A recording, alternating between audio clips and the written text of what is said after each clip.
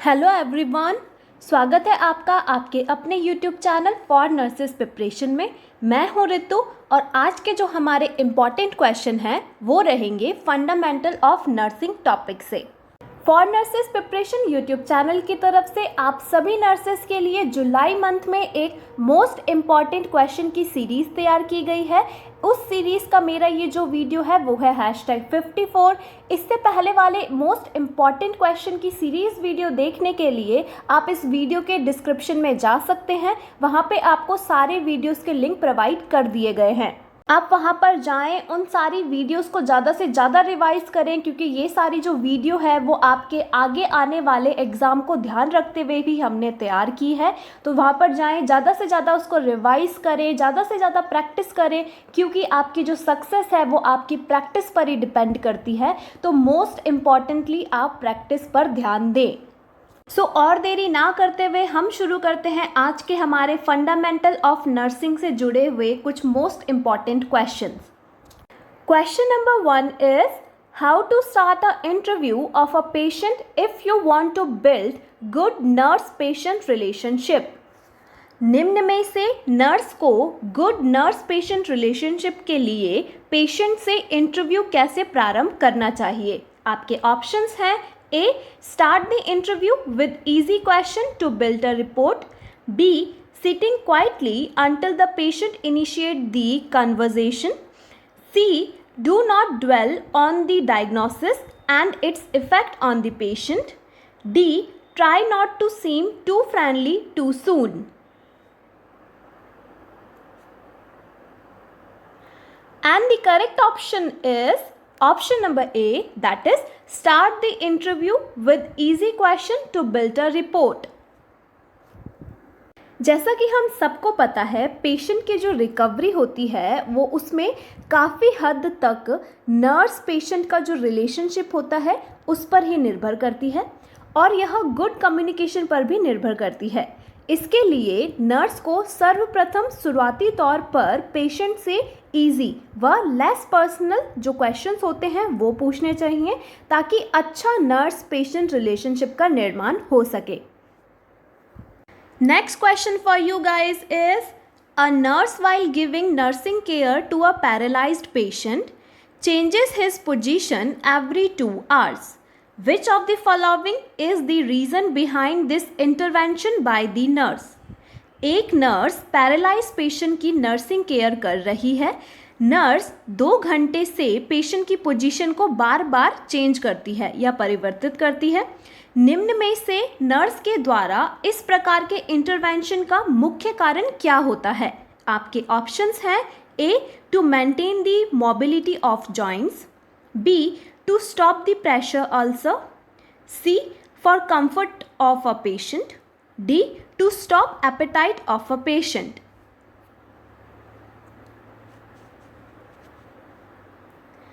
And the correct option is option number B, that is to stop the pressure ulcer. यहाँ पर अगर हम pressure ulcer की बात करें तो प्रेशर अल्सर का मेन कॉज या फिर हम कह सकते हैं मुख्य कारण जो इसका होता है वो होता है बॉनी प्रोमिनेंस या फिर सॉफ्ट टिश्यू पर प्रेशर पड़ना होता है क्योंकि प्रेशर से ब्लड फ्लो जो होता है वो पूर्णतः अधिकांश रूप से ऑब्स्ट्रक्ट हो जाता है। यह शिकायत मेनली ऐसे पेशेंट में होती है जिनमें मूवमेंट्स नहीं हो पाता है, जैसे पैरालाइज्ड जो क्लाइंट होते हैं उनमें, व्हील चेयर क्लाइंट जो होते हैं उनमें। ऐसे इसके बचाव हेतु मरीज़ की जो पोजीशन है उसको 2 से 3 घंटे इसमें बारी बारी बदलनी चाहिए ताकि प्रॉपर स्किन एक्सपोजर हो सके। Question number 3 is a nurse is giving NaCl 0.45% in a form of IV solution. According to the human body fluid, which type of solution is this? एक नर्स एक मरीज़ में IV सॉल्यूशन के रूप में NaCl 0.45% को लगा रही है।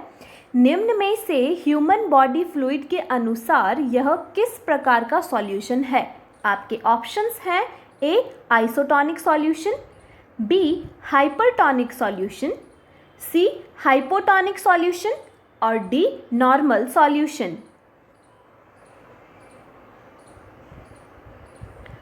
And the correct option is option number C, that is hypotonic solution.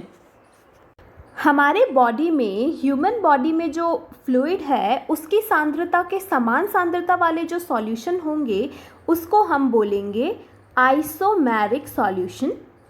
अगर जो सांद्रता है सॉल्यूशन की वो कम है तो उसको हम बोल देंगे हाइपोटोनिक सॉल्यूशन, और अधिक सांद्रता वाले सॉल्यूशन को हम बोलेंगे हाइपरटोनिक सॉल्यूशन। हमारी बॉडी में जो फ्लूइड है उसमें NaCl, इसकी जो सांद्रता है वो 0.90% होती है। अगर 0.45% वाले NaCl सॉल्यूशन को, तो इस क्वेश्चन के अकॉर्डिंग ये वाला जो सॉल्यूशन है वो है hypotonic solution. Next question is, a nurse is preparing a patient suffering from anemia for the dextrin injection. Which of the following statement is appropriate for this? एक नर्स एनीमिया से ग्रस्त patient को dextrin injection के लिए prepare कर रही है। निम्न में से कौन सा कार्य एप्रोप्रिएट होगा? आपके ऑप्शंस हैं A, preparing the deltoid site for injection, B, administering a Z-track injection, C, using a 25G needle, or D, all of the above. And the correct option is option number B, that is administering a Z-track injection. Nurse के द्वारा iron injection को देने के लिए Z-track या फिर हम कह सकते हैं zigzag, ये जो तकनीक है इसका यूज़ करते हुए डीप IM लगाया जाना चाहिए। यह तकनीक आयरन को सबक्यूटेनियस टिश्यू में प्रवेश होने से व इरिटेटिंग से बचाती है।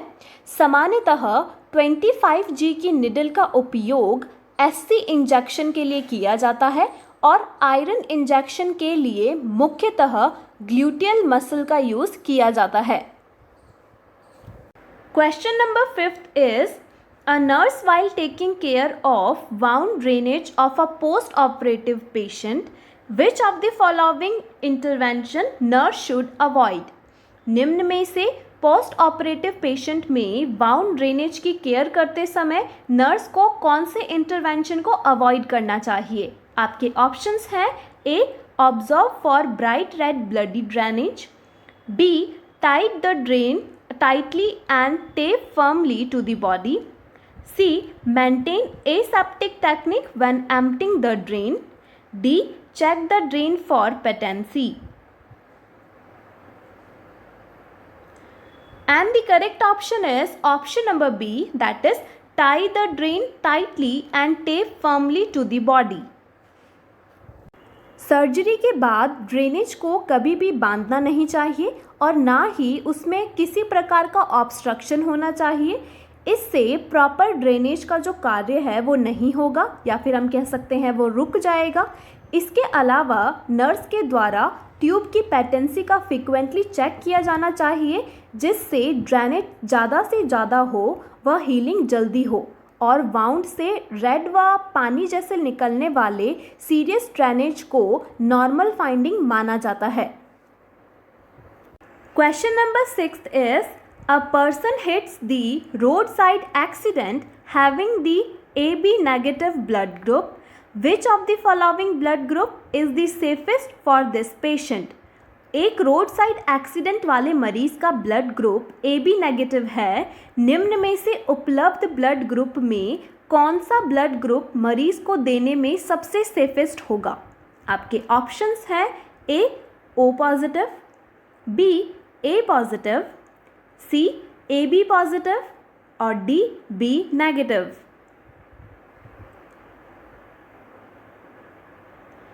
And the correct option is option number D, that is B negative.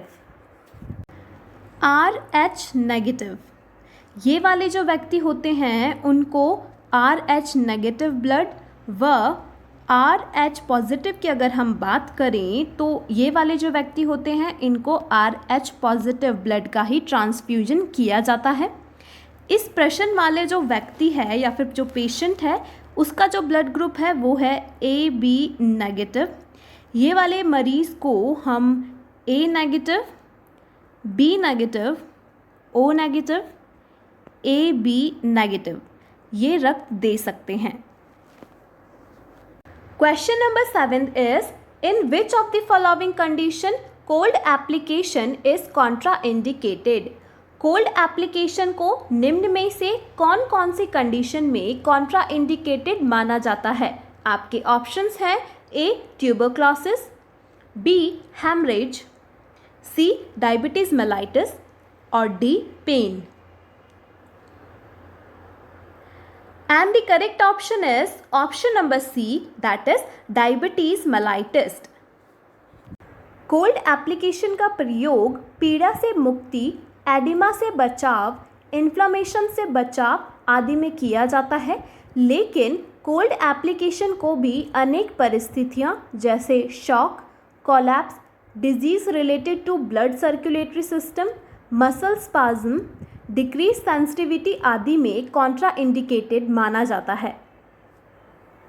Next question is which of the following diagnostic test is used to diagnosis bacterial endocarditis. निम्नलिखित डायग्नोस्टिक टेस्ट में से किसका उपयोग बैक्टीरियल एंडोकार्डाइटिस के diagnosis के लिए किया जाता है। आपके ऑप्शंस हैं A VDRL, B blood cultures, C prothrombin time और D all of the above. And the correct option is option number B, that is blood cultures.